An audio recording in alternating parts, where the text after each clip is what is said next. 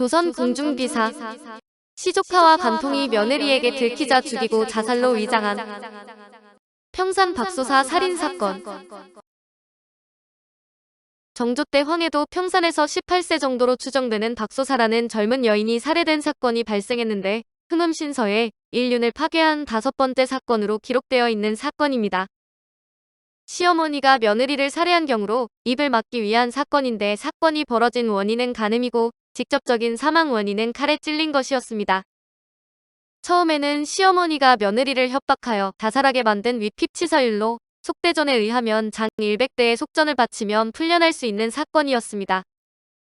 그러나 3년간의 철저한 수사와 조사로도 진범이 밝혀지지 않자 정조가 암행어사까지 파견해 진실을 밝힌 사건이기도 한데 여러 차례 조사와 검언 끝에 엄청난 진실이 밝혀져 조선시대 과학수사의 일면을 엿볼 수 있습니다.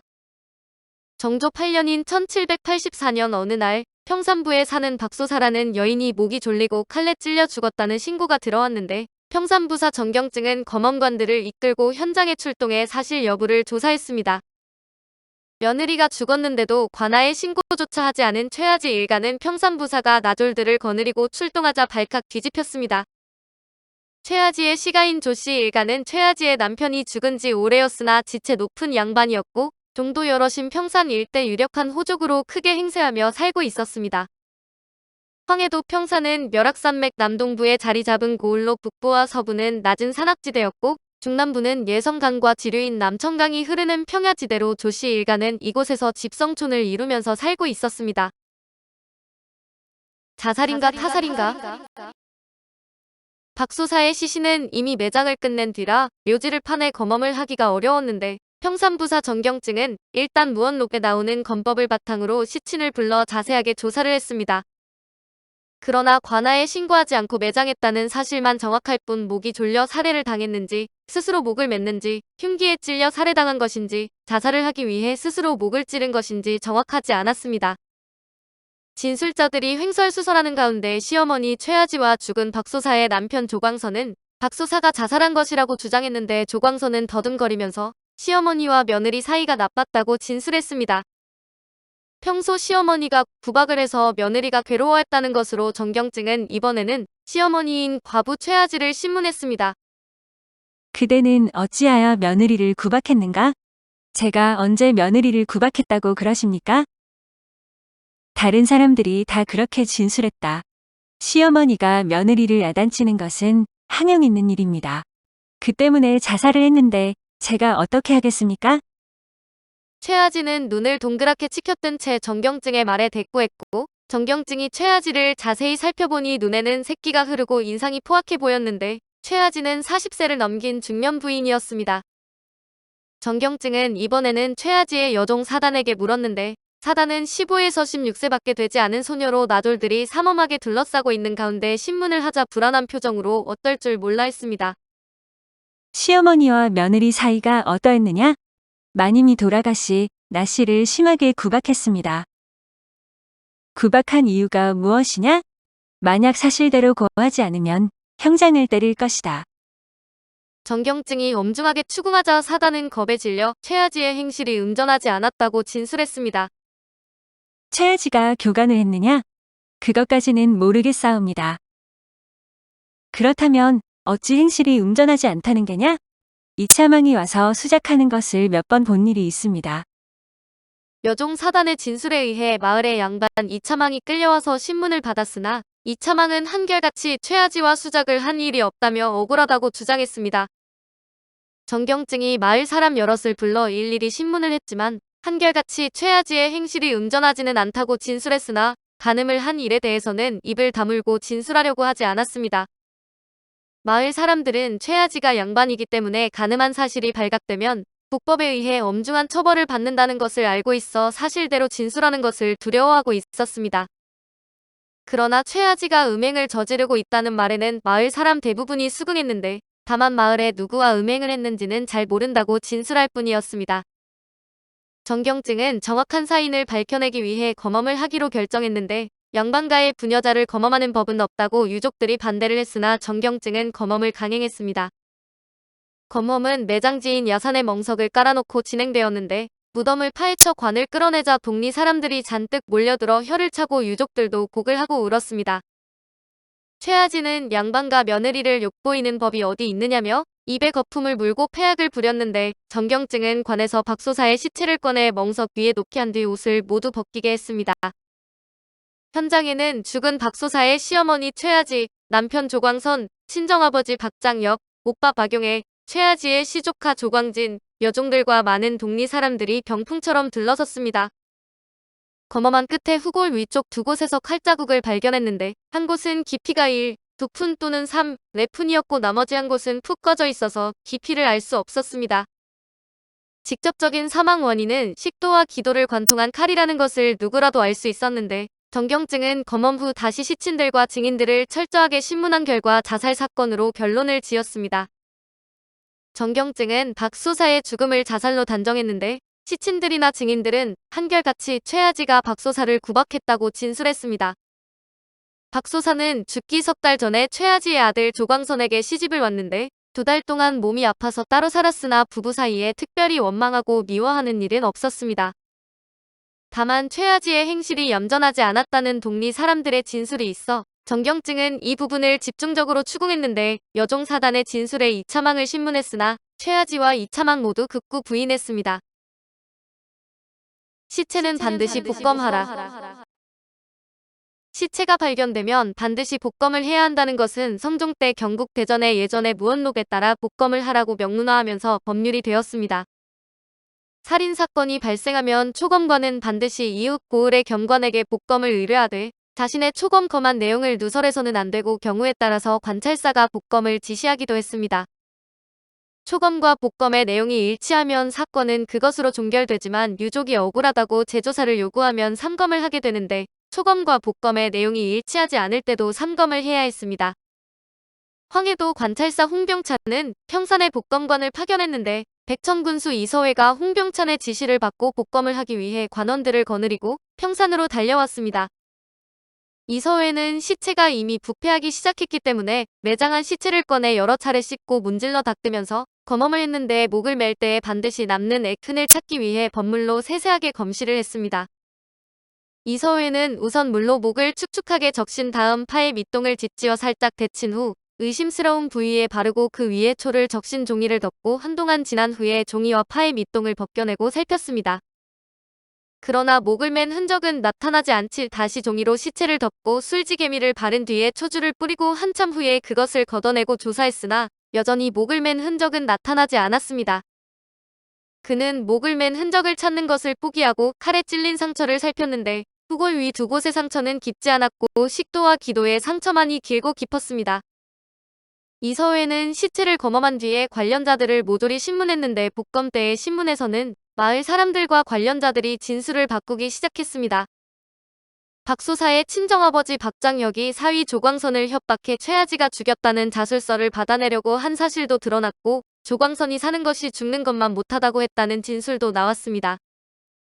그러나 살인에 대한 단서는 나오지 않아 이서회도 박소사의 죽음을 자살로 결론 내린 뒤에 복검 발사를 가명에 올렸습니다. 황해도 관찰사 홍병찬은 종사관, 율관, 검관들과 함께 초검과 복검의 발사와 검안 기록을 모두 살핀 뒤에 지시를 내려보냈습니다. 사람이 원통한 일을 당하면 스스로 목을 메어 죽거나 스스로 몸을 찔러 죽는 일은 흔히 있다.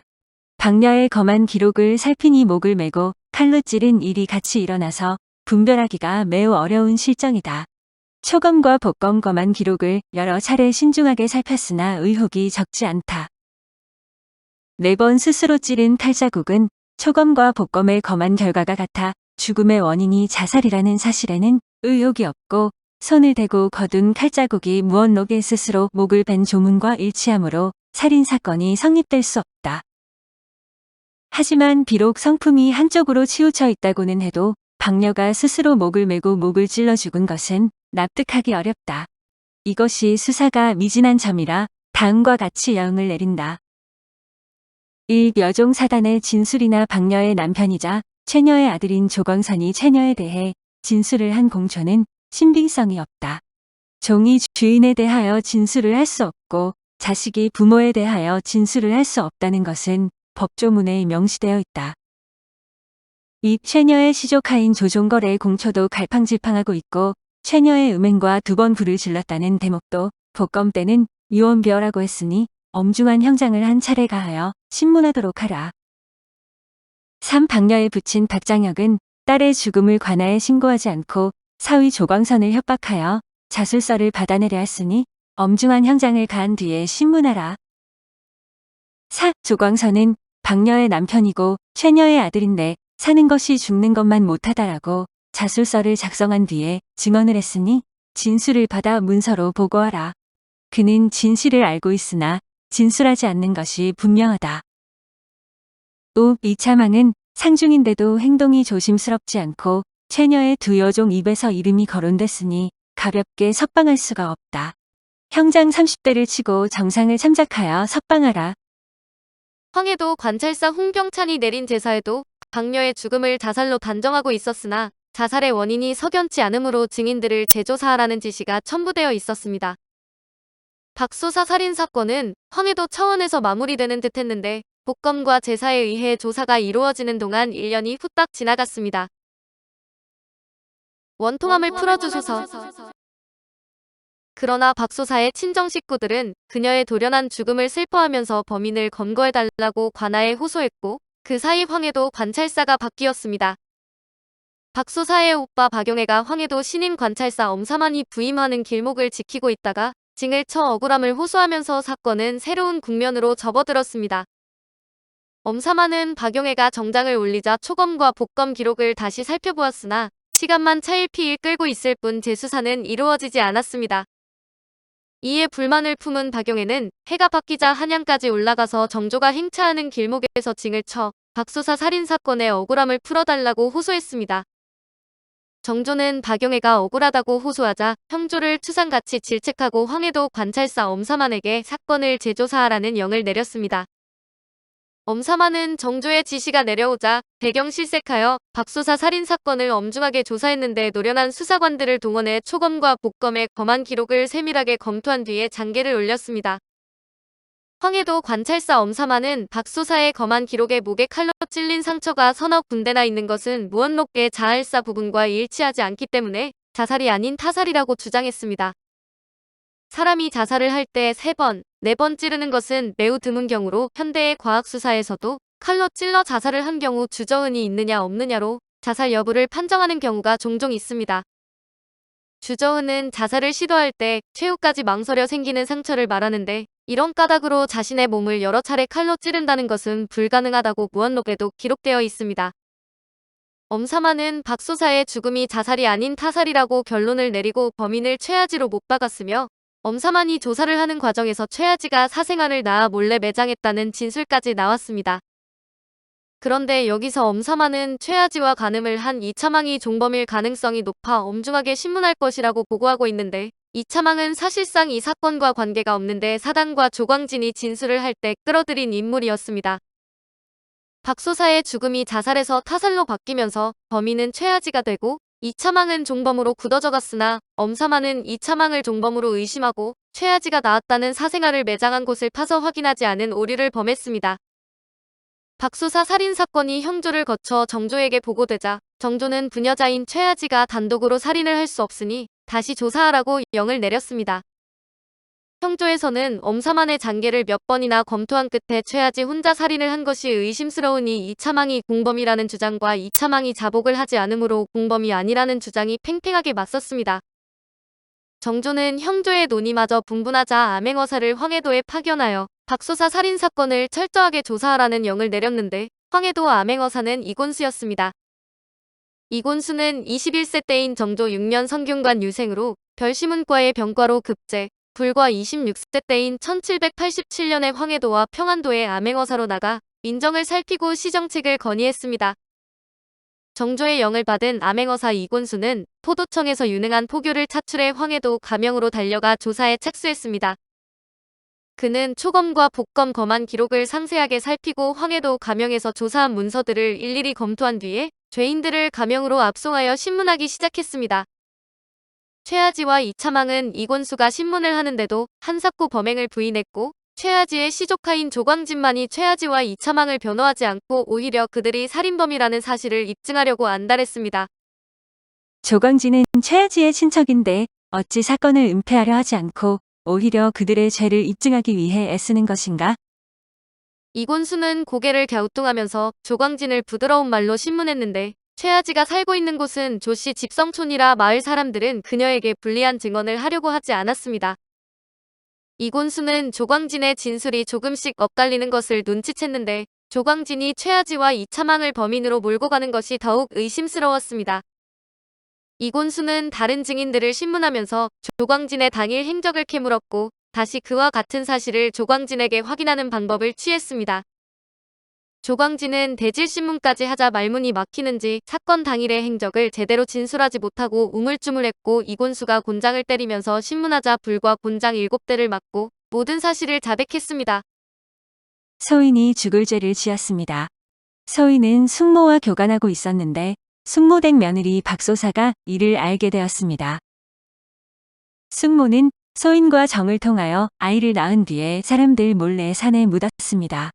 그리고 이와 같은 사실이 알려질까봐 박소사를 살해하자고 해서 서인이 숙모와 함께 박소사를 살해했습니다. 조광진의 자복에 암행어사 이곤수는 경악했는데 최아지와 조광진이 살인을 한 것은 둘째고 숙모와 조카가 간음을 한 것으로 즉시 신문을 중지하고 마을 사람들에게 조광진의 진술 내용을 확인했습니다.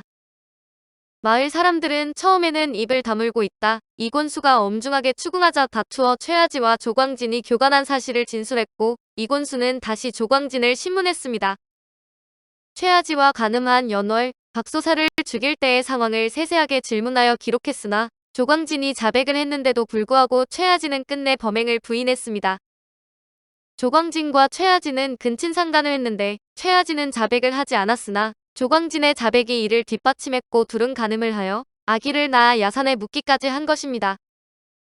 암행어사 이곤수는 최아지와 조광진이 범인이라는 사실을 밝혀내고 정조에게 보고서를 올렸는데 정조는 진실을 밝혔으나 최아지가 끝까지 자백을 하지 않자 형조에서 논의해보라고 지시를 내렸습니다. 형조는 오랫동안 심리를 한 끝에 최아지를 주범으로 차명에 처하게 하고 조광진을 종범으로 교수형에 처하게 했는데 정약용은 흥음신서를 편찬하면서 주범이 오히려 조광진이라고 못을 박았습니다. 정조는 사건을 잘못 조사했다는 이유로 황해도 관찰사를 지낸 홍병찬과 엄사만에게 무거운 책임을 물었습니다. 그러나 엄사만은 종범을 밝히지는 못했으나 자살로 막을 내릴 뻔한 살인사건을 뒤집은 사람이고 이차망은 몇 번이나 조사를 받고 감옥에 갇혔다가 억울하게 옥에서 병에 걸려 죽고 말았습니다.